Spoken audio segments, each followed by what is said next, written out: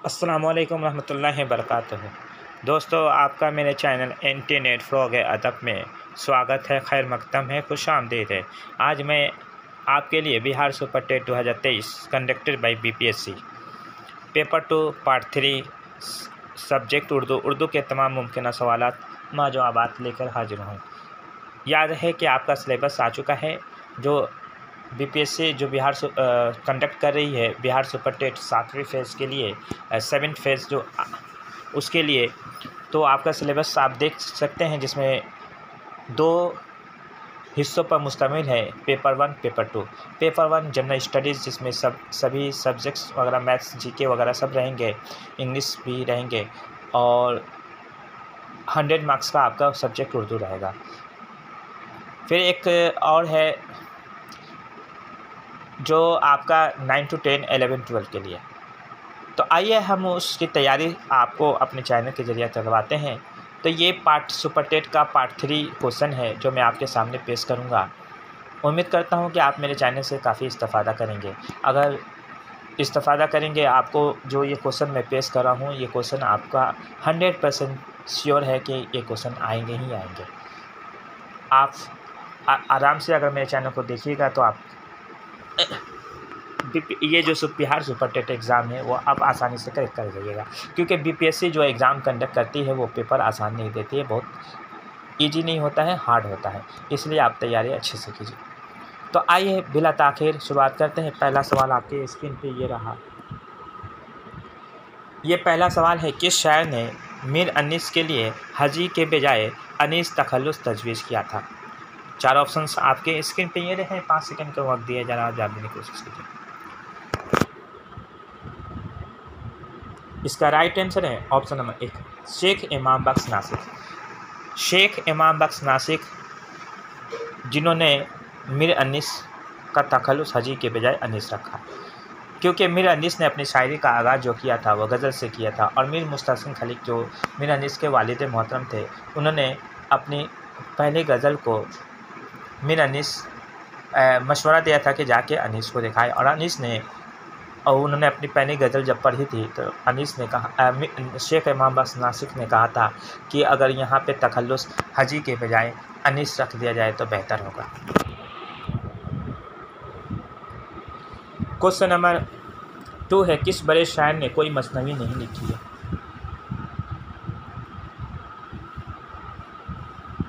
इसका right answer है option number 2, Khwaja मिर्दात ने कोई मसनवी, कोई कसीदा नहीं लिखा। क्वेश्चन नंबर 3 है, जेल में से कौन एक तारीखी नावल है? इसका राइट आंसर ऑप्शन नंबर 4, फिरदौस बरी एक तारीखी नावल है जिसके खालिक है अब्दुल हलीम शरफ। इन्होंने ये नावल लिखा था, 1899 में ये नावल शाया हुआ था। क्वेश्चन नंबर 4 है, बागो बहार का सबसे तवील किस्सा कौन सा है? इसका राइट आंसर ऑप्शन नंबर 3, तीसरे दरवेश का किस्सा सबसे तवील है। बागो बहार में सबसे तवील किस्सा है तीसरे दरवेश का, याद रखें।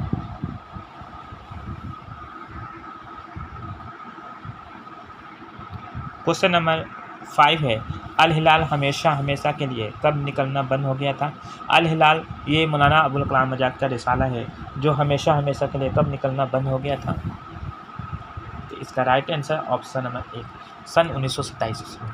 अल हिलाल जो रिसाला था, जो 1912 ईस्वी में, 1910 कहीं पे 1912 भी दिया हुआ, 1912 ईस्वी में कलकत्ता से शाया होता था, और 1927 ईस्वी में यह हमेशा हमेशा के लिए निकलना बंद हो गया।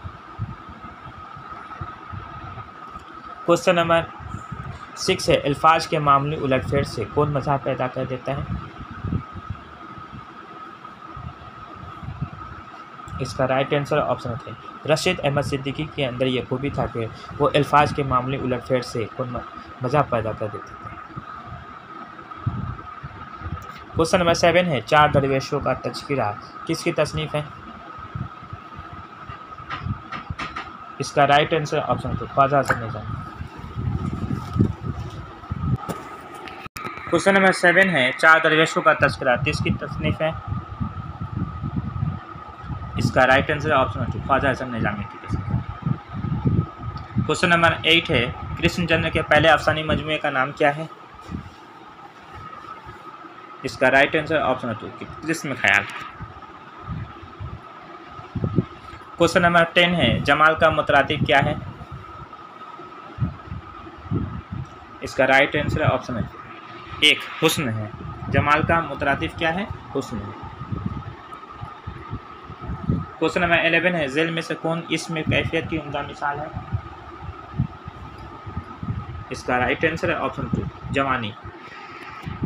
इसमें कैफियत की उम्दा मिसाल, जिसको इसमें कैफियत को इंग्लिश में एब्स्ट्रैक्ट नाउन कहते हैं, तो जवानी जो है इसमें कैफियत की उम्दा मिसाल है। क्वेश्चन नंबर 12 है, जमील मंजरी की पैदाइश कहाँ हुई थी?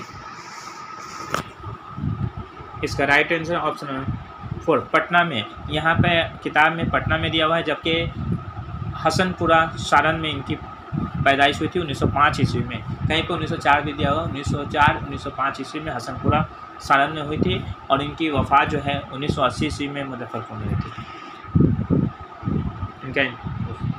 क्वेश्चन नंबर 12 है, जमील मंजरी के पहले मजमूए का नाम क्या है? इसका राइट आंसर है ऑप्शन 1 फ़िक्र जमील इनका पहला मजमुआ है। उसके बाद है वजद जमील, उसके बाद है इरफान जमील, और आखिर में है नक्श जमील। क्वेश्चन नंबर 13 है, ग्रेसन के मुताबिक मध्य देश की खास ज़बान कौन सी है? इसका राइट आंसर है ऑप्शन 2 मगरबी हिंदी। क्वेश्चन नंबर 13 है, मुस्तकिल कलमा की कितनी किस्में होती हैं? इसका राइट आंसर ऑप्शन नंबर 3 5 किस्में होती हैं। जो सबसे पहले इस्म है, उसके बाद सिफत है, फिर फेल है। सबसे पहले इस्म है, उसका सिफत, फिर ज़मीर है, फिर फेल है, फिर तमीज़ है। 5 किस्में होती हैं।